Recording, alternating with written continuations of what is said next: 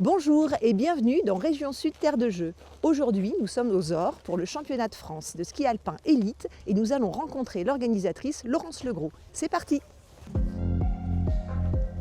Bonjour Laurence. Bonjour Emma. Alors Laurence, vous êtes la coordinatrice de ce grand événement. Oui, tout à fait. Je m'occupe de la coordination de l'organisation des championnats de France. D'accord, et vous êtes aussi secrétaire du SCOS, le ski des Ors. Oui, donc le SCOS, c'est le ski club Les Ors Crévoux-en-Breney. On est tous des bénévoles, il n'y a pas d'employés au sein du club. Et je suis la secrétaire du club. Donc chaque année, une station est sélectionnée pour l'organisation. Oui, tout à fait. Donc on a postulé, nous, le club, il y a 2 ans environ. Et puis après, il y avait d'autres stations qui avaient postulé également. Et la Fédération française de ski nous a choisi comme lauréate pour l'organisation de cette année. On est très fiers et très contents. Et ça faisait longtemps que les Ors n'avaient pas été sélectionnés. On ne l'avait jamais fait jusque-là. C'est un vrai défi d'organiser ces championnats. Ah oui, c'était une grosse organisation, il fallait tout prévoir, que ce soit les hébergements, les pistes, avec l'aide et l'appui de 2 mecs extraordinaires, donc Jeff Hermite et Raph Wagnan.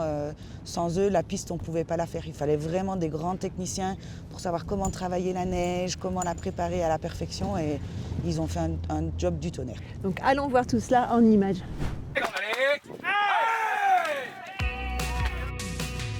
Le championnat de France, c'est la grande fête du ski français. Tous les champions sont là. Et ce qui fait la réussite de l'événement, c'est la qualité de la piste. Aux Ors, on est très fiers d'avoir une piste olympique exceptionnelle, la Pousterle. Bah oui, en effet, c'est une très belle piste. C'est vrai qu'elle est très complète.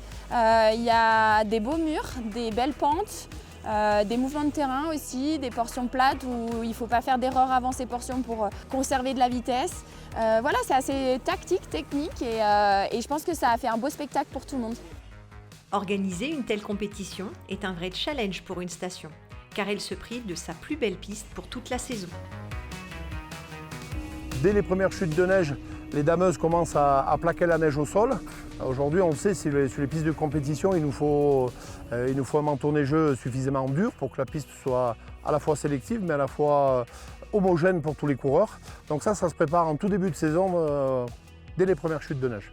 Le plus difficile, c'est de garder la piste parfaite jusqu'au mois de mars, car le calendrier des compétitions est très rempli. Traditionnellement, le championnat de France se joue à la toute fin de la saison, à une période où de moins en moins de stations sont encore ouvertes.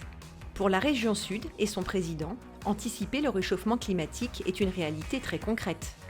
On a fait une étude qui est incontestable, comme quoi on aura de la neige qu'en 2050, mais pas partout, et pas à tous les niveaux.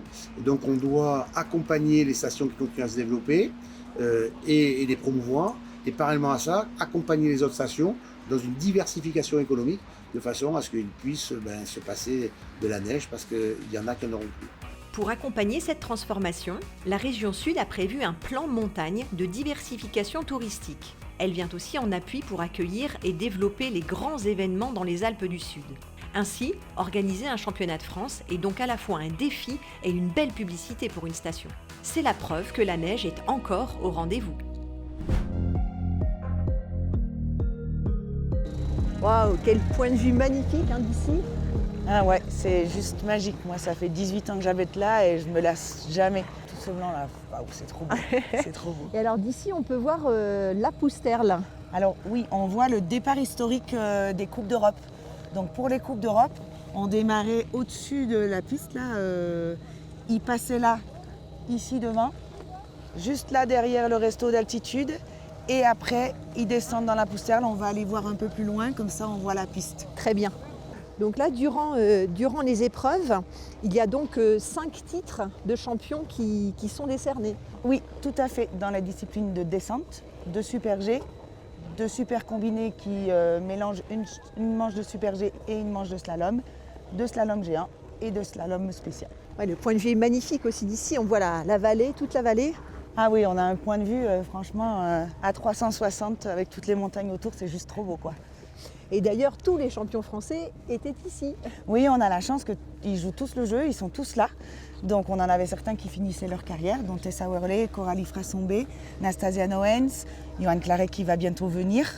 Et en plus, les autres champions comme Alexis Pinturo, Mathieu Fèvre. Donc une grande fierté qu'ils soient venus dans notre station. Et bien justement, nous allons découvrir le portrait d'un de ces champions, Mathieu Fèvre, en images. Mathieu Fèvre est un surdoué du ski. Il a grandi dans les Alpes du Sud, dans une famille de skieurs, et avant même d'avoir 18 ans, il obtient 12 médailles de champion de France, un record. Alors, à l'âge adulte, les titres s'enchaînent très rapidement. Alors très rapidement, je ne suis pas forcément de cet avis-là, il y en a certains qui ont mis plus de temps à arriver que d'autres. Ça a été un cheminement qui a été entre guillemets plutôt normal, relativement basique, avec la Coupe d'Europe, avec des championnats du monde junior où j'ai réussi à avoir mon premier titre de champion du monde junior à 18 ans. Donc voilà, il y a eu beaucoup de choses qui se sont faites assez rapidement. Mais je dirais mes plus belles lignes, en tout cas sur mon palmarès, celles dont je rêvais quand j'étais tout gamin, quand j'étais enfant à Isola 2000, elles sont arrivées il n'y a pas si longtemps que ça. Quand on est aussi doué, forcément, on provoque de grandes attentes. Mais Mathieu a toujours su garder les pieds sur terre, restant fidèle à sa station et à ses amis. Aidé par la région Sud, il décroche 3 titres de champion du monde et une médaille aux Jeux Olympiques de Pékin. Alors on a très envie de lui demander, mais quel est ce petit truc en plus qui fait les grands champions ? J'essaye encore de le trouver. J'essaie encore de le trouver, je pense que je le chercherai. En fait, à mon avis, il y a beaucoup de choses qui sont inhérentes au sport de haut niveau. Pour être performant, le travail, bien évidemment, que ça en fait partie. Mais pour moi, plus on se connaît, plus on arrive à simplifier les choses. Et peut-être que le but ultime, c'est de rendre quelque chose d'assez compliqué, le sport de haut niveau, le plus simple possible pour justement en fait, se concentrer simplement sur ce qu'il y a à faire, c'est-à-dire aller le plus vite possible d'un point A à un point B.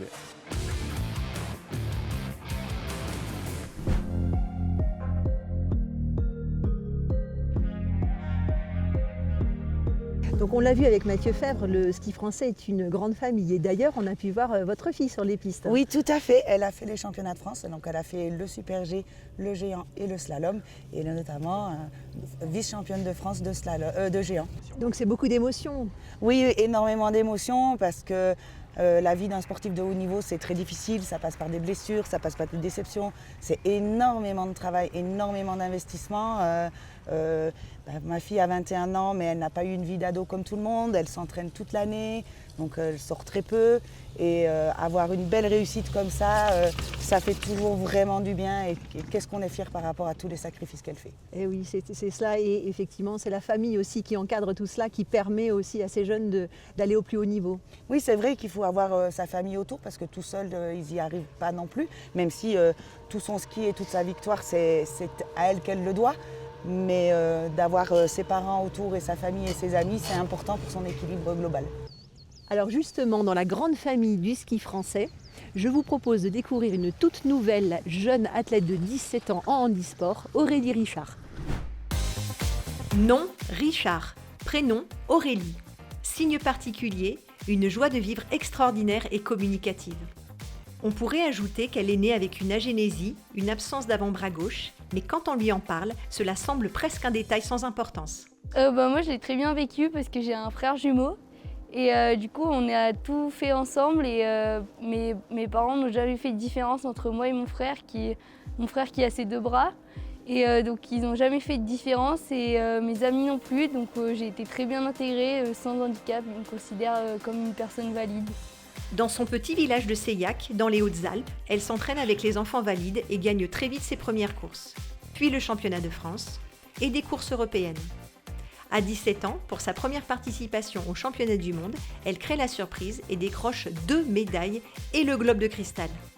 Le matin, on a eu l'entraînement de descente qui s'est plutôt bien passé parce que je gagne l'entraînement et donc après, je me lance en pleine confiance dans cette descente où au final, je termine 2e, arrivée en bas, mais c'était quand même très grande satisfaction pour ces premiers championnats du monde.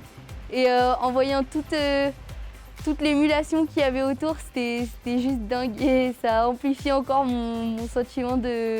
j'étais super heureuse de remporter cette médaille. Ne vous y trompez pas, avec sa bonne humeur et son merveilleux sourire, Aurélie pourrait nous faire croire qu'elle doit tout à la chance.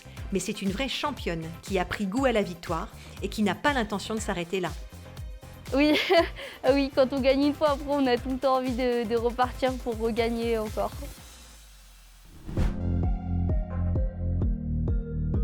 Alors Laurence, on a pu vivre de grandes émotions tout au long de ces journées. Oui, jusqu'à présent, ce sont vraiment de magnifiques championnats de France avec nos champions et vraiment notamment Tessa Worley qui met une fin à sa carrière magnifique, qui nous a fait l'honneur d'être avec nous.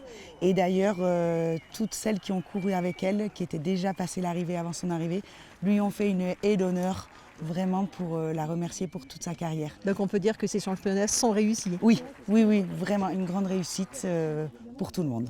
Merci beaucoup Laurence de nous avoir fait partager ces coulisses et ces merveilleuses émotions tout au long du week-end. Ah, merci, avec plaisir. C'était Région Sud, Terre de Jeux. À bientôt.